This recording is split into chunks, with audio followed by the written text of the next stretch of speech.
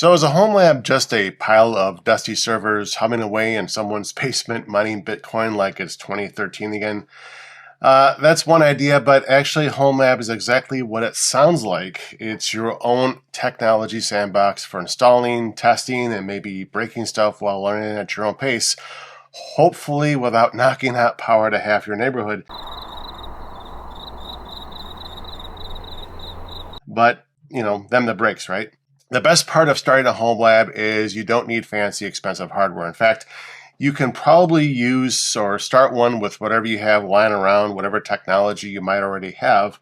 So let's talk about how you can get started and how your home lab can grow. For me, if I were to pick a time, it was probably around 2012, listening to Tech Stuff podcast with Chris Paulette and Jonathan Strickland.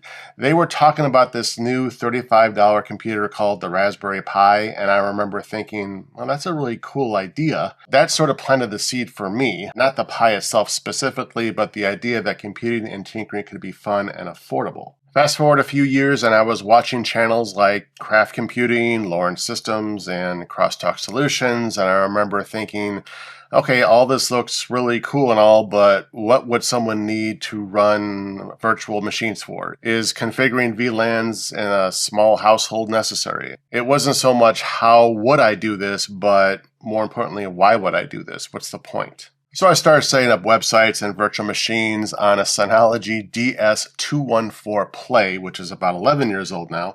And with it, I was also streaming movies while learning more about the Raspberry Pi, experimenting with VLANs, and then I started to mess with hypervisors like Proxmox, actually on a 10-year-old Dell PC I bought off eBay for like $200.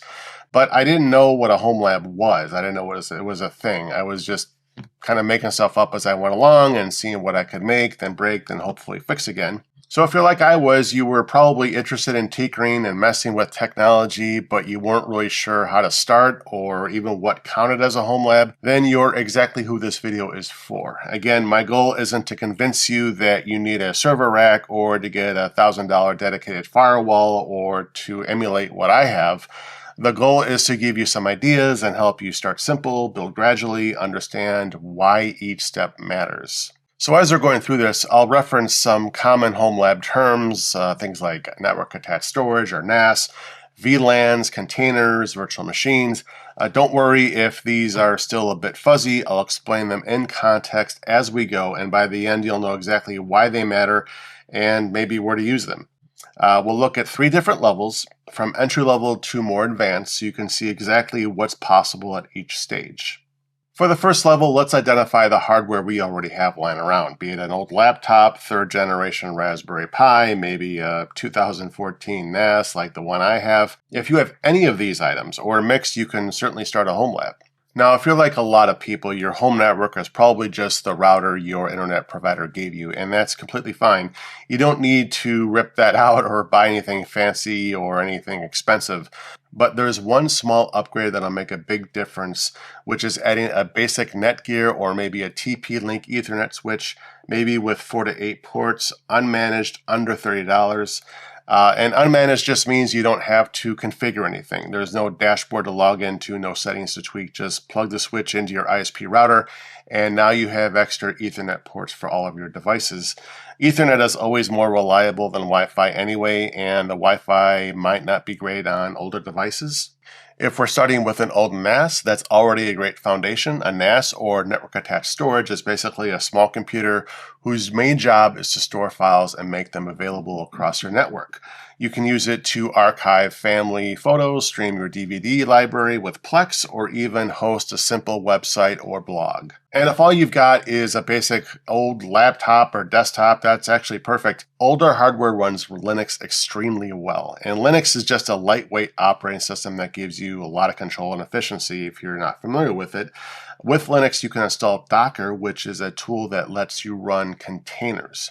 And containers are like mini prepackaged apps that include everything you need to run. For example, you might spin up a file browser, which is actually a container. It's a clean web-based file manager that lets you upload, organize, and share files across your network, and it installs with almost no setup required. For level 2, let's call this your your first server running multiple services. And again, a previous generation small mini PC under $300 is fine. You don't need anything crazy. Something like this Minis form gives you solid performance, good Wi-Fi, multiple USB ports, and Ethernet, which is great for file transfers on your network. With it, you can install your favorite Linux distro, and a distro is basically just a flavor of the Linux operating system, and then use Portainer to manage your Homelab from a simple web interface. Portainer is a web dashboard that lets you see and control all of your apps and services that you're running. Some examples of containers are Home Assistant, which is sort of a smart home control center that lets you talk to all your devices and your devices to talk to each other.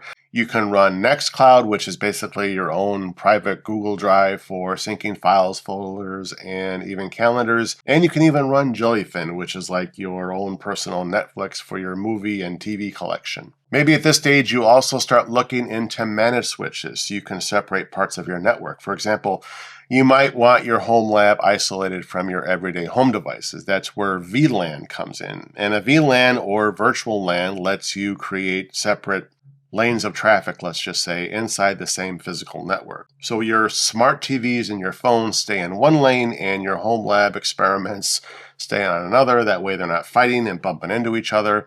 It helps with organization, performance, and most importantly, security, especially once you start self-hosting services that are accessible from outside your home if you decide to do that. A simple starting point is something like an 8-port Netgear managed switch. They're usually around $80.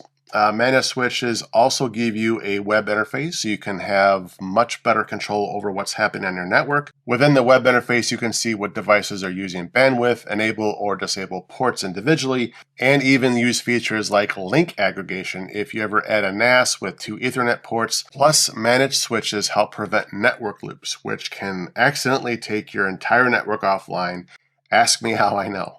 Now at level 3, your Homelab becomes much less of a hobby and more of something you actually rely on day to day. You're running real services now. For example, Home Assistant might be automating your smart home devices on a dedicated IoT VLAN, keeping them isolated from your main network. And IoT is just Internet of Things like dishwashers and your Alexa and your smart bulbs. Pi-hole could be filtering ads and trackers across everyday devices in your house. And Nextcloud or OwnCloud might be serving as your private cloud storage, syncing files, photos, and documents without relying on Google or Dropbox.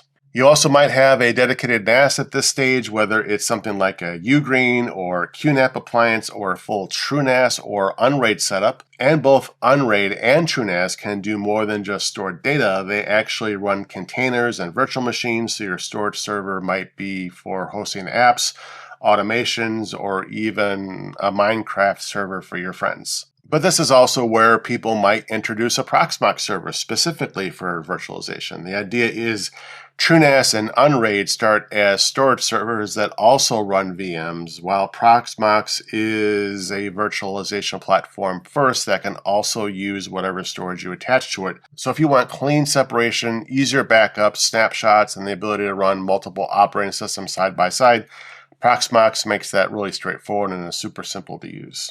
Some folks even expand into small clusters at this stage, maybe using older PCs, a set of mini PCs, or some old Raspberry Pis to distribute workload. And if you've added network cameras, you might put those on their own VLAN too, giving them clean, secure surveillance without exposing cameras to your main network.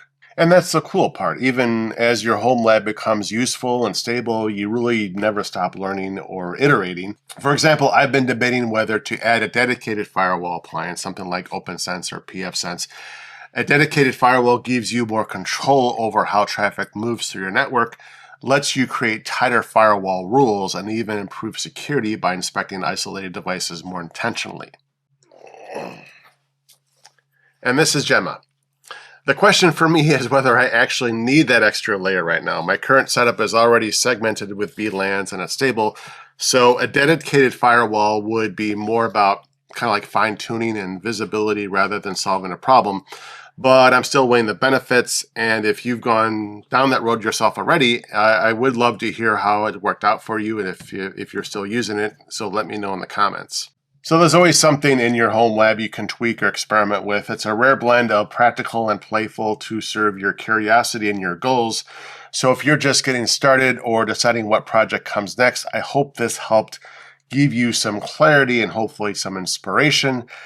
So now I'm curious, what does your setup look like? Are you just getting started with a Pi or an old laptop and running multiple containers or Portainer and Docker? Or maybe you've already got a NAS, a VLAN, and the whole 9 yards already set up. And I'm also curious if those different levels resonated with anybody. Did one of them feel like a stage you're in right now? Or you're maybe somewhere in between? Let us know in the comments, because I'm sure someone watching might be maybe one step behind you, and your setup or idea might be the thing that helps them get started. Anyway, tech fans, that's going to wrap things up for today. If you enjoyed this video and found it helpful, please give us a like, drop me a comment, and make sure you're subscribed to MackeyTech so you don't miss any upcoming videos. Also, don't forget to check out my Patreon for some behind-the-scenes home lab stuff that I just posted, as well as exclusive tutorials on my other videos. Thank you all for watching, and a very special shout out of a thank you for all of my awesome Patreon supporters for supporting this channel. We'll be talking to you again very soon.